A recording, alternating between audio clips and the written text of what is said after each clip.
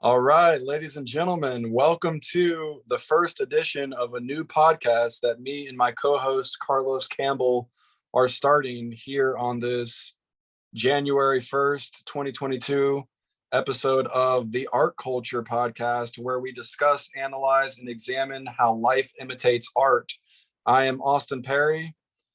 And ladies and gentlemen, we are going to talk about artwork here on this podcast. This is a new podcast that we're starting off.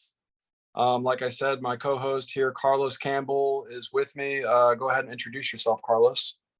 What's up? I'm Carlos Campbell. We have a few other podcasts together, so this is going to be another podcast that's part of the Troll Free Zone or whatever. It's a network where we could discuss different topics and stuff without clickbaiting or trolling people, whatever. This is a troll free zone. So I'm excited to start a new podcast. We got other ones that's coming up, so let's see how this one goes because art is universal. So I'm really excited for this one. And just like Happy Madison Productions, which is Adam Sandler's video production network, Troll Free Zone is me and Carlos's media video production network. That it's a brand that we're building. This is just yet another podcast that we're adding to the lineup of different types of podcasting content that we're bringing to you guys for your viewing pleasure, basically. And so this is, like I said, the Art Culture Podcast. We also have the Austin Perry Show, which is my personal show, the Austin Perry Show. And then Carlos does the American Women Podcast, which I'm a co-host of. And then go ahead and tell them about your other podcasts that you have lined up that we're going to be bringing in the future, Carlos. I got one called only got one episode out, but it's season 2. It's Behind the Makeup. And that's basically where I interview women individually and then just ask them a few questions, pick their brains, and then with their answers or whatever, they will manifest whoever they want to talk to or whatever. And what else? Let's see. I got sports podcast. Oh yeah, sports. Offensive awareness. Offensive awareness. That's another one. Carlos is in the works. I got it. Producing that in the future. That's another one, right? Music detective. It's going to be music, of course. Alien consultation, casual gamer chat for all the gamers, offensive awareness, sports, vulture mills, cooking, gym hopping. We got to get the workout podcast started. The movie podcast, yes, flicks. I found out a name for it, Conflicted Flicks. And then the comic book one, I'm still looking for a name for it, but that's already 2, 4, 6, 8, 10, 11. So as you can tell, ladies and gentlemen, we are very ambitious with the Troll Free Zone Media Network. This is the Art Culture Podcast. This is actually going to be kind of like a flagship program. Because as well as being video producers and content creators and podcasters, me and Carlos are also artists. We both do illustrations and paintings and two-dimensional artworks. So we're going to go ahead and start it off here on the Art Culture Podcast, discussing and analyzing and examining how life imitates art. So let's go ahead and break it down with the first topic that we're going to discuss here today. And we're going to start by talking about our backgrounds as artists. So a brief background of how I became an artist. So my name's Austin Perry. I am 32 years old. I'm originally from here in the Tampa Bay area of Florida, United States. And I started drawing at a young age. I loved to draw when I was a kid. I drew all kinds of different like pop culture characters like Dragon Ball Z, X-Men. I love to draw Wolverine. I did like a few different Wolverine drawings when I was probably like 9 or 10. And then I did some more drawings when I was in high school. Then I kind of stopped drawing and then I picked it back up when I was probably like 25 because I did get like several tattoos. I've got a bunch of tattoos, and that's what kind of got me back into artwork, because I was like at the tattoo shop getting a tattoo, and I was looking around at like all the cool artwork on the walls. And then I saw he had painted a skateboard deck, and it was like this hot chick in a bikini with an El Luchador mask on with like a machine gun like pointed up. And I was like, that is so fucking dope. And I want to do an artwork similar to that. So like after I got my tattoo and I left the tattoo shop, I like did my own drawing of like something kind of similar to that, of this chick that was like hot holding guns up. And that was probably like when I was like in 2015. And so that's was like my first drawing I had done like since high school, since I was like probably like 17 years old. So I literally took like a 7-year hiatus from like drawing anything. And that was the first thing that got me back into it. I was at the tattoo shop. I saw that dope ass like painted skateboard deck, and I was like, I want to do another drawing. So I did the drawing of the chick holding the guns up. That was like supposed to be like a hot chick. And that's what just set it off, because I had always been like an entrepreneurial minded type of person. And I was like trying to like find my calling in life. I went to college, I graduated with my degree. I had just been working like a regular job, but I was always thinking like, what can I do? Like, should I be a personal trainer? Should I try and start my own business? And I didn't really know like what my calling was or like what my niche was. And I was a very creative type of person. I've always been more of like a right brain person than a left brain type person. And then when I did that drawing, when I was like 25 years old, I was like, this is it. This is my key. This is my ticket. This is my ticket for freedom. This is a way I can be self-sufficient. I can be independent. I can really like make a name for myself, actually be respected and have a respectable lifestyle and livelihood where I can make money and actually like build an empire and do something that I love and that I'm passionate about. And so like I knew instantly like, okay, this is what I'm going to pursue. And so basically ever since then, I've really been like trying to pursue artwork. And I'm a pretty successful artist now in my own right. I have sold multiple paintings and drawings. I've showcased at different art shows and pop culture conventions. I have a decent Instagram following. I'm up to almost 3,000 followers on Instagram now, and it just keeps growing. And so I have my own website. My website's austinperry.org. And basically, it's one of those things where you just get in, you get out of it what you put into it. So I'm trying to just work as hard as I possibly can at producing paintings and illustrations. I need to work harder than I even am. I need to go into like double time, overtime. But basically this podcast, the Art Culture Podcast, this podcast that we're starting right now, is a good way for us to like, me and Carlos, to like discuss about our artwork. And so I'm really excited to be on this podcast here with Carlos talking about artwork.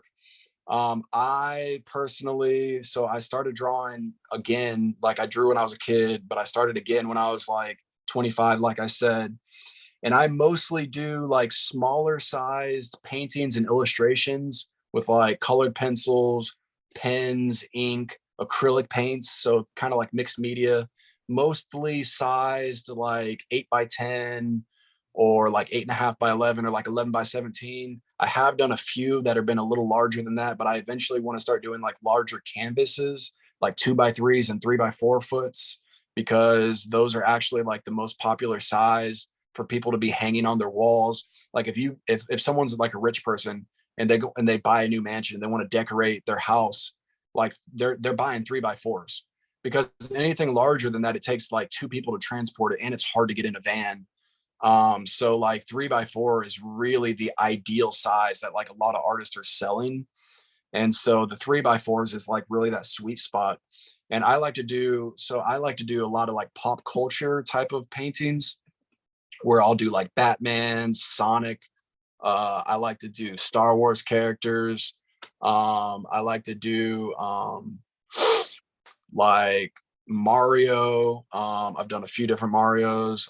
And then I do original characters as well. Like I do portraits of like women's faces and stuff like that. And so basically, I really am trying to just grow as an artist, and I'm still in my growing phase. I haven't really hit my stride yet.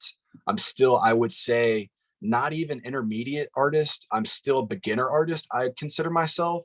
I'm really trying to get to that expert advanced level. I'd say that's when you hit like 100 grand followers on Instagram and you're just posting like on the daily, like new artworks, or at least like every 2 or 3 days, you're posting like some new dope ass artwork that you just created. Like that's really when you're going to hit like expert level.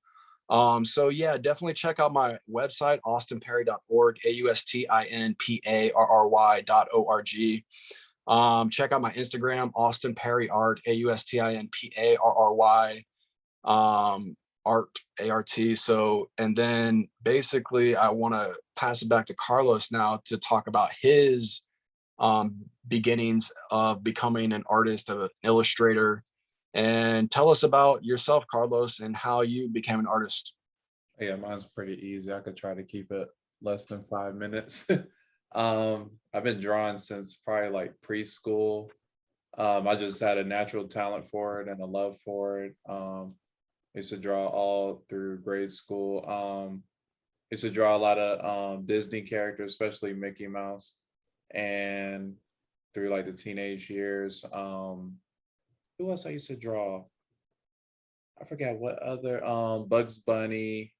That was fun to draw because at first it looks complicated, but once you start with the simple designs or whatever, then you could like draw it good. I was very good at imitating artists where I could just copy the picture and it looks very good. But it was natural for me. But when people see it, they'll be like, "Oh my goodness!" They're like, "How can you do that?" or whatever. I'm like, "It's easy for me. It's just a natural talent." So throughout grade school, I just drew like cartoony stuff. I was never really good at drawing realistic stuff, and I always wanted to draw that. I was drawing only anime drawings I was drawing was like Dragon Ball Z when Trunks first came out, Future Trunks. That was crazy. Like everybody was drawing that picture. And then I went to, after high school, I went to the Art Institute of Atlanta and I did media arts and animation for just 2 years. But that's when I was telling you about it. I took a life drawing class where you draw nude models, and I developed a talent of drawing realistic. And then we drew our own like little cartoon characters and stuff. And then we had one where we had to draw like a mythical beast. It had to be a griffin. So that was cool. That was the first time I drew a realistic like beast or animal. And then I start learning about anatomy. So when drawing animals, especially horses, you have to know the anatomy. So practice makes perfect. But after college, I used to do caricatures. So that was pretty fun because with caricatures, there's no rules. So since I learned how to draw realistic, if someone doesn't want to draw, if they don't want to look too cartoony or too like anime, like if they got a big nose, if they don't want to be all cartoony and they're insecure about themselves, I could still make it more realistic than cartoony, and it'll still keep the elements of that person. And I did that for about a year, no, probably like a few months. Then I ended up moving to North Carolina, and then I just quit drawing. I've just been hustling, trying to just get my own place or whatever, get some independence. Then I moved to Atlanta, wasn't drawing then, and then moved to, this is probably like 2012, then moved to Florida. And then I think I got back into drawing because I was really good at graphic art from what I learned in Art Institute. So I think around like 2015, 2016, that's when I started my own clothing line. But I never really got to draw my sketch art. I just used graphic design to develop my logo and stuff like Illustrator and Photoshop. So I'm really good in Photoshop and Illustrator. So now I haven't been drawing for a minute. I stopped making t-shirt designs probably like 3 years ago because I wasn't selling really good, and it was like universal. It's mostly men's clothing. So now that I learned more about clothing and stuff, like 80% of the consumers are women. So now I could revamp my t-shirt website and have women's clothing. And then, so that's where I'm at right now. So I haven't been, I sketched like a few stuff, but haven't really got back into art. But Austin gonna inspire me to get back because I got a lot of ideas, just like you with the like different pop art and stuff. I got so many ideas to draw and mix in with different characters like Marvel or DC characters, or even cartoons, or even was it Power Rangers and stuff. So I got all the ideas in my head. I just need to get to the pen and pad. So that's about it. I'm getting ready right now. So that's where I'm currently at. Absolutely, absolutely. So that's just a brief little background, ladies and gentlemen, of me and Carlos's past, of how we became artists and how we became interested in artwork. And so, what are some of your favorite genres of artwork and why, Carlos? I like water painting, and I only drew like water painting probably like in elementary school, and I was trash at it. But I like it has a different feeling when you see water paint. It has this, like, I can't even describe it, especially when they, what's that book called, a thousand, Watercolor? yeah, those, I mean, yeah, watercolor painting, watercolor. What's that? I like when they do like what's that book called? Thousand Scary Stories or 100 Scary Stories, where they have the like zombie pictures, or even Marilyn Manson where he does watercolor painting. It like has this like different textures, this different feeling about it. It's something where you could like, especially with drawing zombies and stuff, it's just that watercolor painting, it brings so much life and depth to it. So it's like a grotesque. It has like this creepy vibe to it. I like that. And I also like Art Nouveau, and that's something I'm really researching in. So that's going to be one of the first first of the few artworks that I try to imitate to create my own style. So watercolor painting and Art Nouveau, that's like the top two right now. Okay, I like watercolors a lot too. I would say some of my favorite genres of artwork is tattoo art. I'm actually like I was describing about how I kind of got into artwork. I'm very heavily influenced by tattoo artwork because it does have kind of like a very distinct type of style. And there's just within tattoo art, there's so many subcategories of just tattoo art, but tattoo art is kind of like a broad, generalized type of artwork that influences a lot of like painters and illustrators. It's kind of like a darker type of art, usually has like a darker theme. And then it kind of has like a wacky theme to it. And then it, because the skin is like a type of medium where it influences like how the line work can be done and stuff. And so it tends to be like bold lines, bright colors. And then like just within tattoo art, there's like black and white, there's like neo trad, there's traditional, there's all different types. And so I also like fan art a lot. I would say that's one of my specialties is fan art. I like doing a lot of different characters from movies and popular TV shows, um, like Pokemon, Batman, Mega Man, Johnny Bravo, Jessica Rabbit, like all these different types of characters like are like certain ones that I specialize in. And then I would say realism. I like realism a lot. Like there's some like really super dope realism artists out there that can just make some super like hyper realism is even a more refined category than just realism. Surrealism is another type of genre of artwork that I really like a lot. Cartoon art, that's another category that I really like because basically I like realism a lot because if you can master realism, then you can really master any type of artwork because I think I don't think, I know that realism is the most detail oriented type of artwork. So if you can literally like recreate like a hyper realistic photo type of artwork of a drawing that you do, then you can really master any other type of artwork because any other type of artwork is going to have less detail in it because it's really, anyone can do it. You just have to put your mind to it and will yourself to take the time to be hyper focused in on like making the details and like willing your hand to like draw perfectly like how you want it. And like if you have a strong enough mind, you can do it. Anyone can do it. You just have to will yourself like and be like mentally strong. It's all mental. Your brain controls your muscles. Your brain controls your hand. And then other types of artwork, pop art.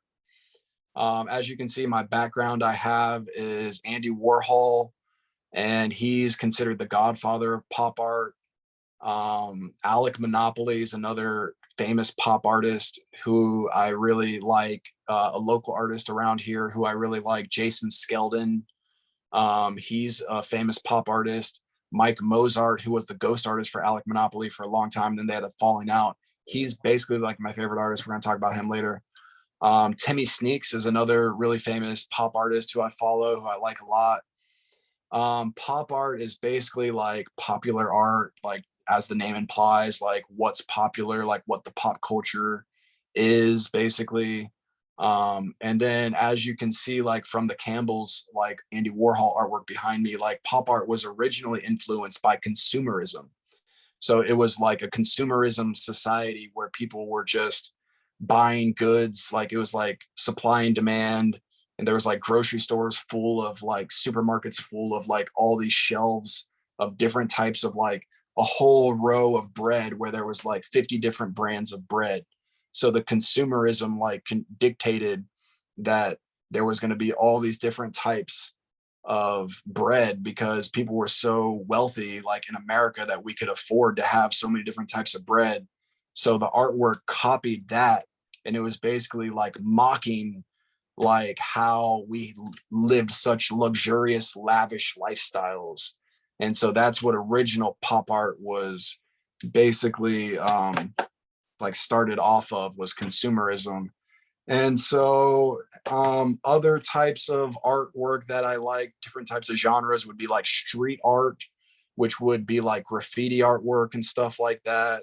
I do like graffiti artwork a lot. I'm not super big on like, you know, spray painting some businesses front door and windows illegally. Like I would much rather prefer someone do some graffiti artwork where someone is donating their wall to be graffitied, or where, you know, it's somewhere that's like an abandoned building or something like that, where it's not, you know, you're not just vandalizing someone's property. Like I don't really promote that, but I do like graffiti, and that's how I got its start. So, I mean, I understand the roots of it, like in New York City and Chicago, where people were just bombing subway cars and stuff like that. And so that's how it was kind of like, you know, the hard artists that were like, you know, doing the nitty gritty artwork that was really showed like the grunge styles of like those original artists back in like the 70s and 80s, like back in the day when it was like such a subculture. Now it's kind of like coming to the mainstream. But yeah, those are basically like my favorite types of art: pop art, uh fan art, contemporary art. So a lot of people don't know this, but contemporary artwork is actually modern artwork where people have been influenced by technology. So contemporary art means like people that have been interacting with modern technology, and that's influenced their style of artwork. That's what contemporary art is. So like artwork from the 40s, when people were experiencing like World War II, the military industrial complexes, all their like machines of war were like in like radios and radar and airplanes, and like so that was like influencing everyone's artwork. That was like contemporary artwork of the 1940s. And so basically that's another genre of artwork that I like a lot, contemporary artwork. So yeah, graffiti art, street art, modern art, graffiti art, contemporary artwork, pop art, fan art, surrealism, realism, hyperrealism, animal art. I really like animal art a lot. That's one of my favorite genres. Anime art, I forgot to mention that. That's a big one. I really love anime art. I love doing Pokemon characters. Um, I'm just like a super Pokemon fan. I always have been, just because like when I was little, like I watched the Pokemon TV show when I was like whatever, like 8 or 9, 10 years old. And then the cards came out in like, what was it, 1998, 1999. That's when I was 9, 10 years old. And so I've been a fan of me now, 32 years old, a grown ass man, I collect Pokemon cards. And so like now I got money. I'm not rich or anything, but I mean, you know, I'm pretty good with my money, and I've been working a, you know, day job for a long time. And I got a really substantial collection of Pokemon cards. And to me, it's artwork. Honestly, I don't really play the Pokemon game like some guys like meet up at tournaments and like play like the actual card game with their cards. Which is cool. I mean, do, you know, have fun. People meet up and play Dungeons and Dragons. People meet up and play a Magic the Gathering. People meet up and play Warhammer. People meet up and play Settlers of Catan. People meet up and play Monopoly, whatever, have fun. I just don't really play the Pokemon game, but I love to collect them just to have them, because I view it as like an investment of artwork.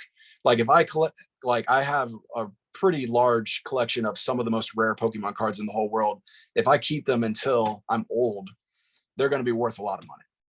And I'll probably just pass them on to like my grandkids or whatever. Like, you know, there's it's like if you had, you know, comic books from the 1950s, and then, you know, someone today in the 2020s like gave them to their grandkids, and they're all worth like tons of money. Same type of thing, basically. So those are some of my favorite genres of artwork. Let's go ahead and move on to the next category here on the Art Culture Podcast, episode 1, June 1st, 2022, where we discuss, analyze, and examine how life imitates art. Carlos, I have a question for you, for Carlos Campbell. What do you prefer, realism or cartoon art? I like a mix in between two, but the one I would choose, because I like comic book art, and I would say realistic because it's more of a challenge.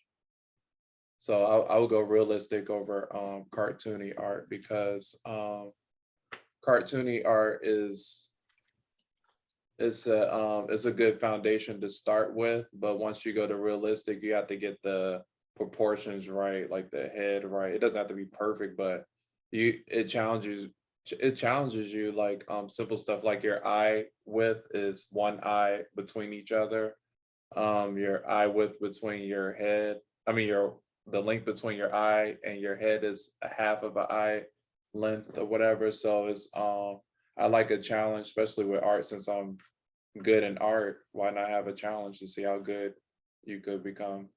So yeah, I love realistic better, especially when it's women too. I do love beautiful women art. That's another one of my favorite types of artwork, is like pinup models. I would say, what do I prefer, realism or cartoon art? I like realism art and I respect it. And I think that, like I was talking about, if you can master realism art, you can pretty much master any type of artwork. But I really like lean more towards cartoon art.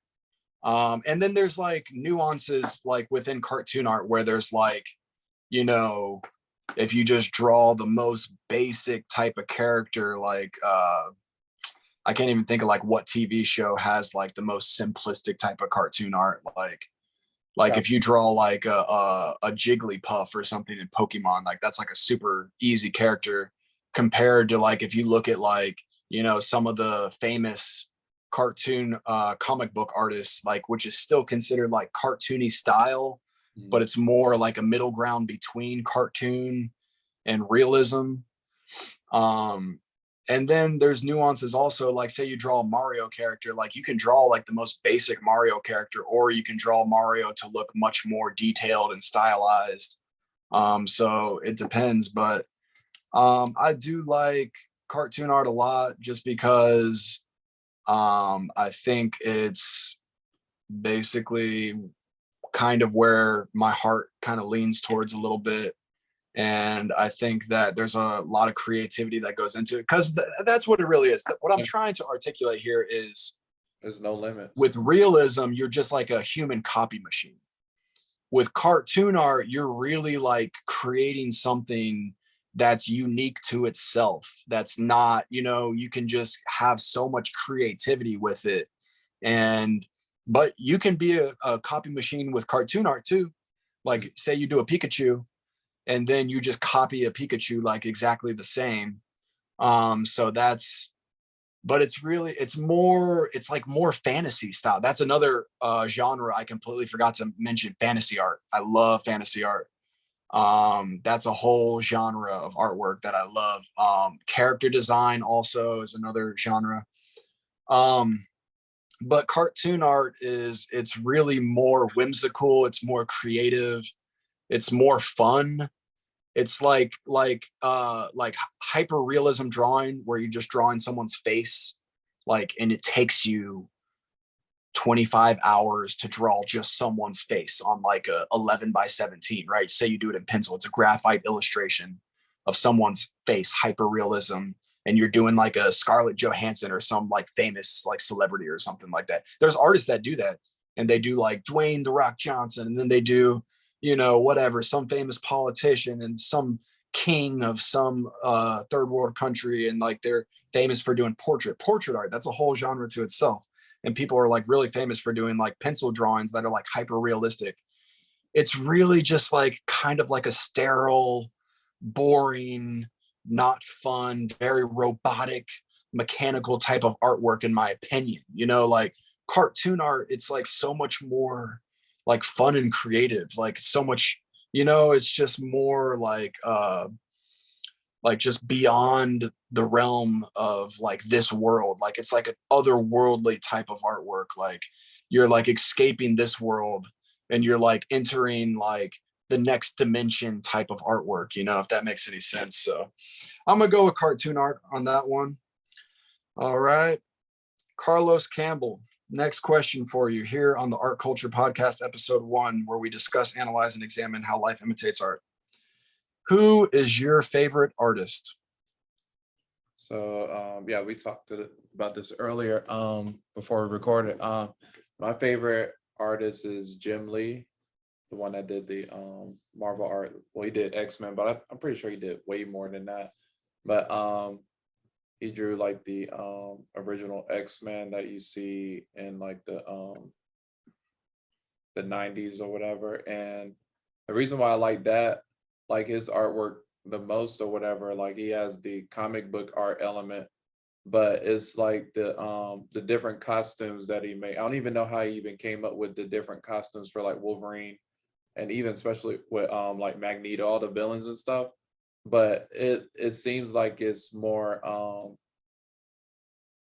comic-y or whatever. But now that we're in the year 2022, and then like a few movies came out of where like the movies that came out before, like superhero movies, they're like, oh, you're wearing tights. They try to make it like funny that superheroes wear tights. But now that we evolved a little as society, tights are more practical when you're a superhero, because you have to move and you're doing all these different things, especially if you're very flexible and stuff. Like tights are like the perfect outfit, and of course there's armor and stuff. So the way he created these outfits with the tights but still had the tactical practicability on it, and then add the X-Men emblem and stuff is so cool, like the different colors and stuff.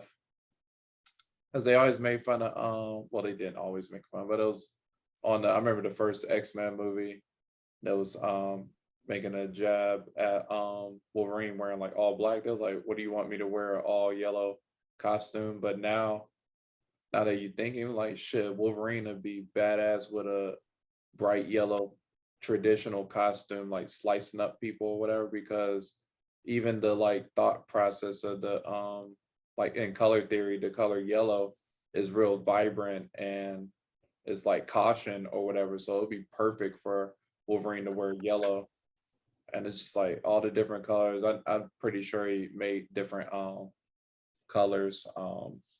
He thought about it when he was making the colors of the costumes and stuff. So yeah, it's just like the practicability of the costume art, and the artwork is amazing too. It's realistic, but I forgot the realistic person. A real person is like 7.5 heads tall, I think with Marvel art, it's probably like 10 heads tall or something like that. But he create these like larger than life characters, and I'm still a fan of it today, just the artwork, just looking at it. And then hopefully I could replicate his artwork until I could figure out my own artwork. So yeah, Jim Lee is a beast. He's my number one right now. Jim Lee is one of the GOATs, one of the greatest of all time.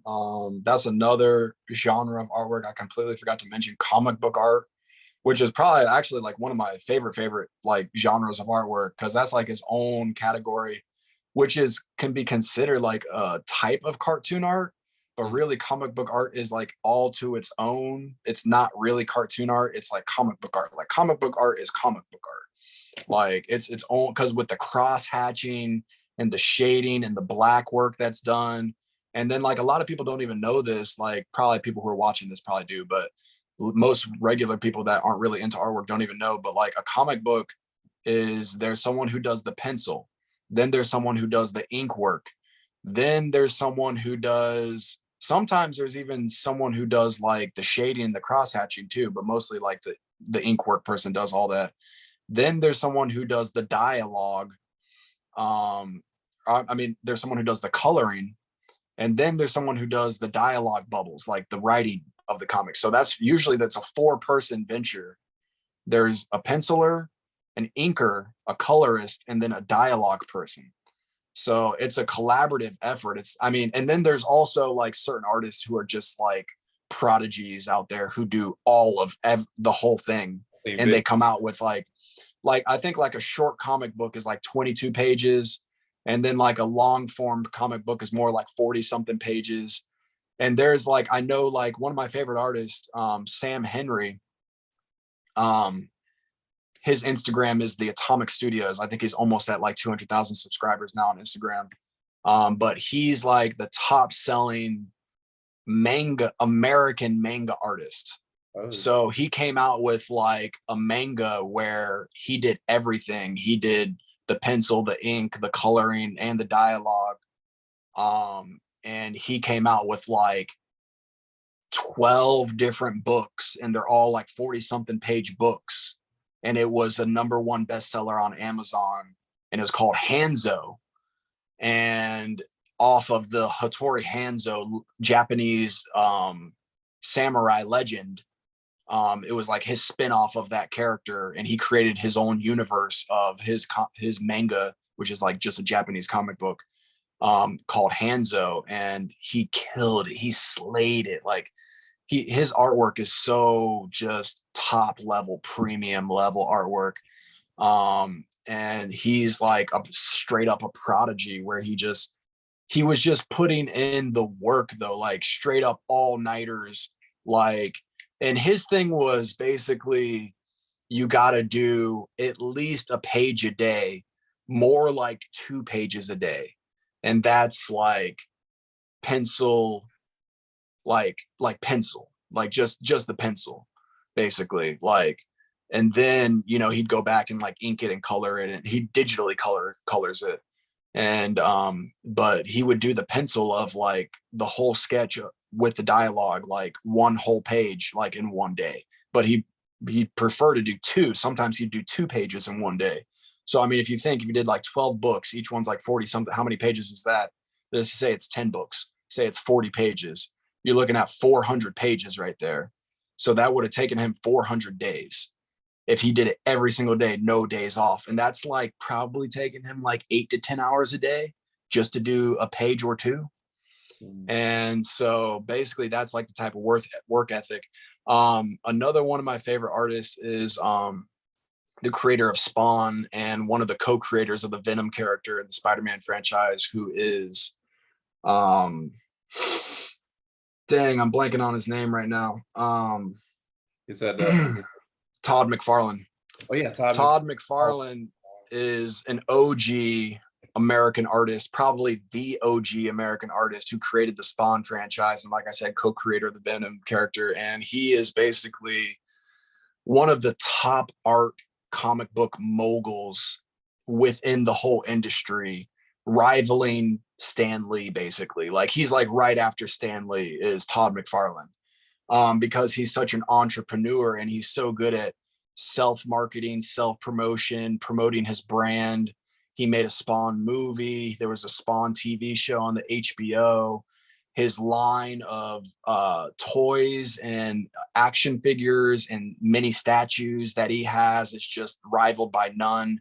He created his own line, his own brand of comics, Image Comics, which is the third most popular brand of comics behind Marvel and DC. So, and I remember watching an interview of Todd McFarlane, and he was saying that basically what he did was he wanted to be an illustrator for Marvel so bad, like back in like the late 80s, that he was a young guy just, and when he first saw comics, he loved it so much. He's like, oh, I love this. I got to do this. And so he just started drawing comics. And so he started drawing Spider-Man. He loved drawing Spider-Man. He would just draw Spider-Man over and over and over and over and over. And he would send in packets. He would mail them to Marvel. He'd do like 20 drawings, and he'd take those 20 pages, he'd mail it to Marvel, and it'd be like, I want to work for you guys. Here's my work. And then he would get denied, rejected over and over and over. Would not take no for an answer. And then like, he just kept getting better. He would just draw constantly. Like he was like obsessed, like literally obsessed. Like he would just keep drawing. And then he would just keep sending the packets into Marvel. And then eventually they're just like, okay, yeah, this kid just keeps sending us packets. Like, go ahead and hire him for like some like side project or whatever. Like, give this kid a job. Like, he's got heart, Jesus, you know? And so that's how he first got his start, literally, because he was obsessed. And then I remember that him telling his story about how he got started in the comic book industry. And then he would talk about how he would draw things, how the editors and like his boss people, like the manager level or like the, you know, executive level people at Marvel Comics, they'd be like, we don't like how you did the webs here. Like, we don't like how you made the eyes so big on Spider-Man's mask. They're like, don't do that. And he'd be like, oh yeah, okay, I'll change it. And then he just wouldn't, because he's like, no, it looks better like this. And then like people were buying his comics way more than any of the other comics. And his art was like so successful because he was just like, well, I'm your number one artist. I'm the number one seller. Everyone's buying my comics. Why are you trying to tell me to change things? Like the editing publishers or whatever were like, no, you got to stick to this type of art, or you got to do it this way. And you're just like, no, I'm going to do it like this. Like, everyone loves it. What are you talking about? Like, I'm making you the most money here. Like, you can't tell me what to do. And then, so basically he was just like, well, what am I doing working for these people? They keep trying to change my artwork. He left, he quit. And he took like 10 of their best artists with him. He like met with all their, and then after like Todd McFarlane left with all like their best artists, like then Marvel like implemented all these strict rules on all their artists and all this other stuff. Right. And so Todd McFarlane's one of my favorite. And then another thing he said that is really important that I want to share on this episode 1 podcast, the Art Culture Podcast. He said, talent can only get you so far. It's how hard you work. So if you're really talented, but you don't work hard, like you can be the most talented artist, but if you don't put in the work, you're not going to get anywhere. You're not going to be successful. But if you're really hard working, you can just be like a mediocre, talented artist, and you're going to be more successful than that artist that has super talent, but just doesn't put in the work. He said, if you're really talented and you're really successful and you're really hardworking, then you're going to be really successful. That's the equation. That's the formula for success. Talent times hard work equals success. T times HW equals S. That's the formula. Write it down, people. And so that's Todd McFarlane, Image Comics, creator of Spawn. But basically my favorite artist is Mike Mozart is truly my favorite artist. And he is a pop artist. He started off working for Disney in the 1960s, the late 1960s. And he was one of the original graffiti artists that was like bombing like under bridges, like sides of walls and like other different buildings and stuff in New York City back in the 70s. And he got hired by Disney at an early age. I think it was like, he lied about his age. He was only like 16 or 17. He got hired by Disney to do like lunchbox designs of like the dwarves from Snow White and stuff. And like he was doing like designs for like Little Mermaid thermoses and stuff. And like he was actually like doing characters. Like back then there was no digital art until like the 90s was really the revolution of, so back like pre 90s, everything was hand art, everything was hand painted. And so Mike Mozart got to start working for Disney back in the 70s. And basically fast forward, he was the ghost artist for Alec Monopoly. A lot of you probably know Alec Monopoly. He does like Richie Rich paintings and stuff. And so basically Mike Mozart is the godfather of the luxury pop art genre, where he takes metal flakes and very shiny luster type materials and infuses them into his paintings. He does large canvas paintings. He's most famous for doing Mr. Monopoly, Scrooge McDuck, and then he does a lot of other characters too. But he does a lot of pop culture characters, but he's famous for doing a lot of different types of backgrounds, like pasted on to the canvas. So he'll take like a 3x4 canvas, right? And he'll take 100-year-old Wall Street Journal newspapers and paste them onto the canvas. Then he'll paint a pop art character doing some cool kind of thing, flying on a jet or like in a sports car or something. And then he'll add metal flake into certain areas of the painting to make it super shiny. Then he'll pour clear resin on top of it to have a glass type of finish, which makes the shiny material pop even more. And so that's big. And he completely created, he pioneered that genre of artwork where it's like pop culture characters with shiny metal flakes infused into the painting with a glass resin surface over top of it. There's a lot of artists copying this exact style of painting now. Mike Mozart was the one who pioneered that back in like 2010. And so that's truly my favorite artist is Mike Mozart, because I came across his Instagram page probably like 2015, 2016 when I first started getting into artwork, and it just blew me away. Because like when I first started getting into artwork, I already told the story about how I first started getting into artwork in like 2015. I started just following all these artists on Instagram. Instagram's like one of the best, I think the best website for artwork, because it's like a visually based type of social media platform. And so I started following all these artists, and then I came across Mike Mozart's profile, and he just blew me away. And I've like been such a huge Mike Mozart fan ever since then. And I actually have even talked to Mike Mozart in person. I've called him a few times, talked to him on the phone. And because he's kind of taken me under his wing, I'm kind of one of his students, if you will. And so definitely check out Mike Mozart's page, Mike Mozart on Instagram. And so that's basically my favorite artist. And we're going to move on now to the next subcategory of discussion here on the Art Culture Podcast, episode 1, with me, your host, Austin Perry, and my co-host, Carlos Campbell. Carlos, what are your thoughts on art tablets? Yes, we discussed about this a few weeks ago. I have the Wacom tablet, and it's basically, you got one? Yeah, but it's the one where it's just the black tablet, or where it's not on screen. So it's a small, like, I think it's probably like 5x7. Okay.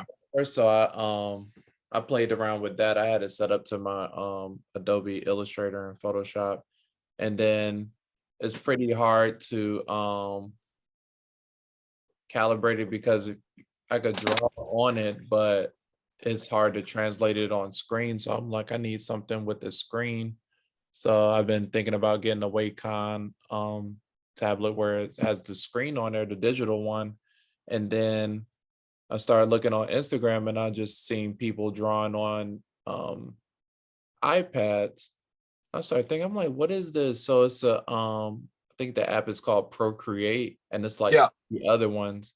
So I started looking at that, and then they could edit the pen to where the surface would be like pencil surface and stuff, and then they could draw like realistic or cartoony. And then they even use Adobe Flash or whatever, where they make it all cartoony and with ads and stuff.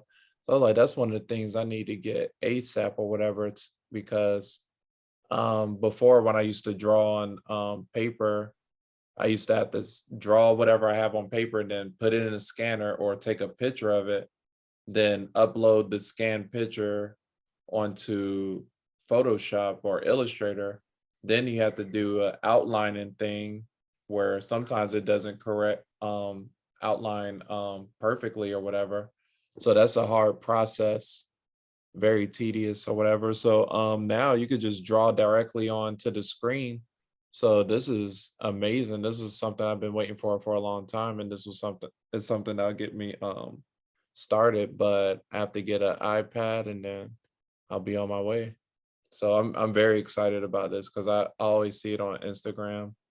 I follow Procreate on Instagram, and I always see it. So I can't wait to get started because, like I said before, drawing is easy for me. So it's no telling what I could do with that. And you could just, it's already digital, so you could translate it into like t-shirts or posters. It's already online. So it just skips the process. And how do you feel about it? So my thoughts on art tablets is I like them. Like you were talking about, like the Wacom. So within the art community, most artists like know about this is Wacom is considered like the premier, the ultimate art tablet for illustrators.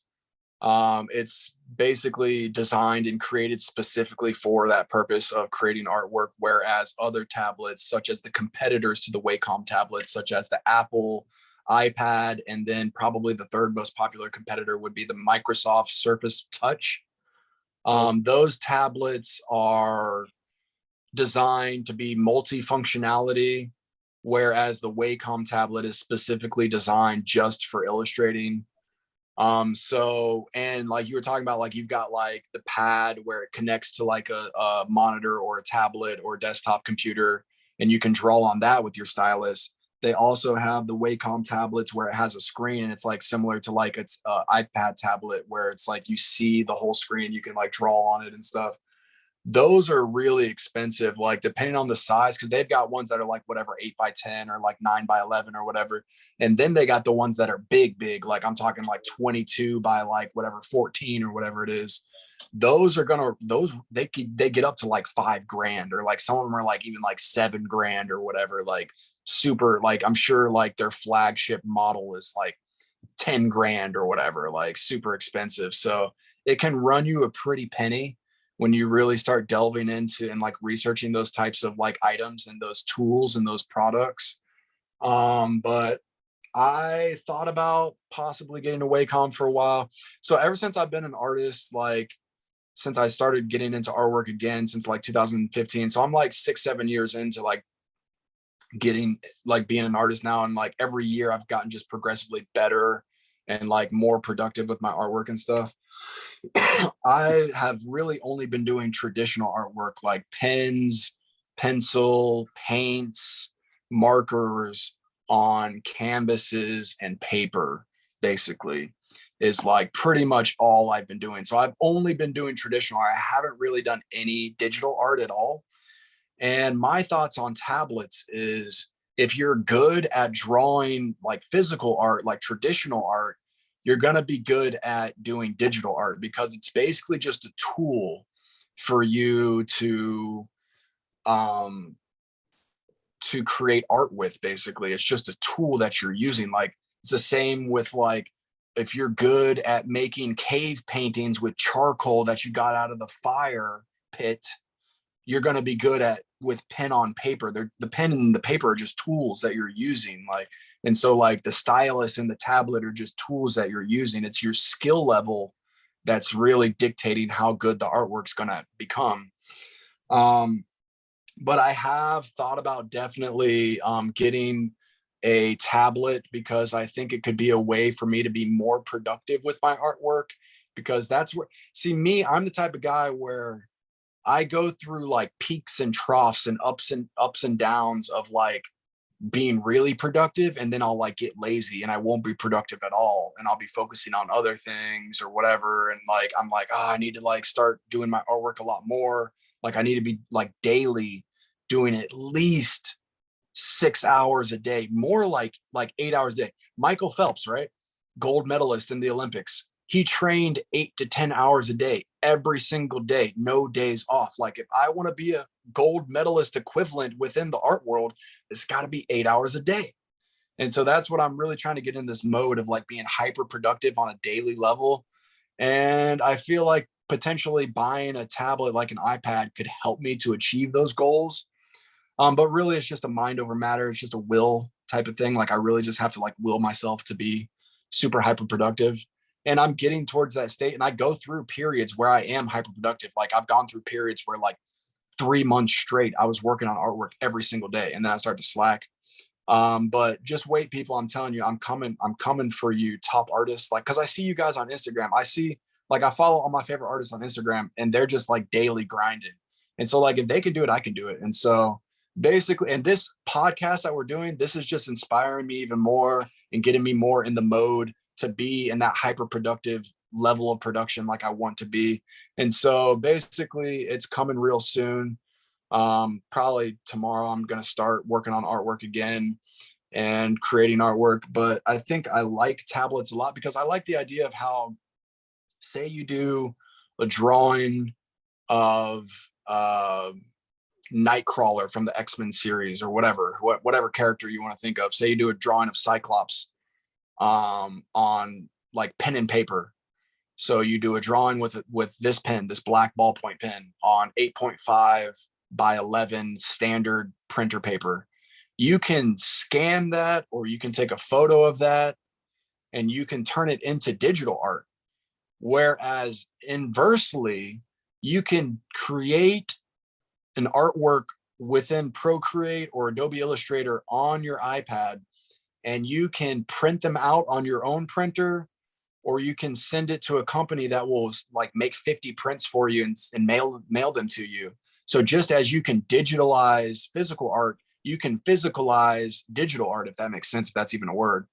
So it works both ways. The layers, so I forgot to add that too, just like how Photoshop and Illustrator have different layers. So you could draw your sketch and then you could layer it with different colors, different effects, different patterns or whatever, and textures to whatever you're doing. So you could have like 10 different variations of the same picture. It's amazing.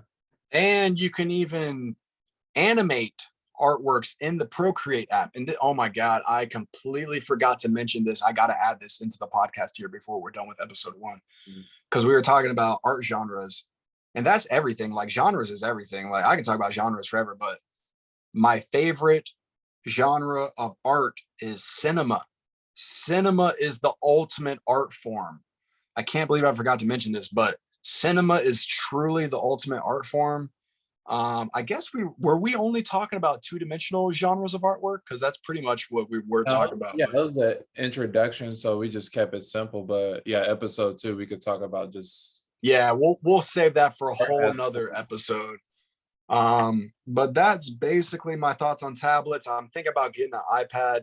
Carlos was actually the one who originally was like, Austin, you should buy an iPad, because I'm thinking about going. I was like, you know what, that's a good idea. And then I started researching them on eBay and on Google and on the Apple website and watching videos about them, because I'm thinking about getting a refurbished one, because you can get them for like way cheaper, and they're basically like completely taken apart and put back together by like people who know what they're doing. It's like a brand new one. You get it for like way cheaper. So that's like a good life hack for people who think about getting a tablet. Just get a refurbished one. But like for like a good like few days, like I was looking at them and I was like, you know what, I'm gonna hold off for a little bit. But now I'm like thinking I need to get one again. So yeah, I might get one pretty soon. I'm thinking the iPad though, probably not a Wacom, probably not a Microsoft Touch, probably iPad's my favorite. just because I like Apple devices. I have like multiple Apple devices. I got a MacBook, I got an iPhone, so might as well get the tablet too, the iPad. So those are basically my thoughts on tablets. Those are all the subcategories covered. Sorry that I elaborated and expounded upon so much and kind of rambled on there, but this art topic is really like my favorite topic that I can super geek out about and like just talk about endlessly. And so that's why I'm like super excited, and I'll just like keep talking and talking because I really do love artwork. Like I'm super passionate about artwork. And like I said, I'm really trying to make that my career move. I'm really trying to make that like my livelihood. I'm really trying to make that my entrepreneurial venture, my business. And so I'm really like making a super effort to be a career artist, painter, illustrator. And so check out my website, austinperry.org, AUSTINPARRY.org. That's where you can find all of my artwork that I have for sale. I've got like over 40 different artworks, original artworks, paintings, and illustrations that you can buy on my website right now. Go check it out. They're all very reasonably priced. Some are framed, some are not framed. So definitely take a look at that. Check out this podcast on YouTube. It's also going to be on Facebook. Check out our other podcasts that we have. We have the American Women podcast. That's me and Carlos Campbell. We're both hosts on those shows. I also have the Austin Perry Show, which talks about politics, current events, culture, news, advanced technology, and aliens. If you like talking about conspiracy theories, definitely check out that show. But here on the Art Culture Podcast, episode 1 on this June 1st, 2022 edition, this is where we discuss and analyze, examine how life imitates art. Carlos Campbell, any closing comments? Oh yeah, you could contact me. I'm on Instagram at Mechfreza, MECHFRZA. And I have my link to my t-shirt website, allspirits.com. That'll be in the link in the bio. And I can't wait for episode 2. We got to talk about cinema, right? Yes, sir. Absolutely. Thank you so much, everybody, for watching. Follow me on Instagram, Austin Perry Art, AUSTINPARRYART. And we will see you on episode 2 of the Art Culture Podcast. Love and peace. Peace.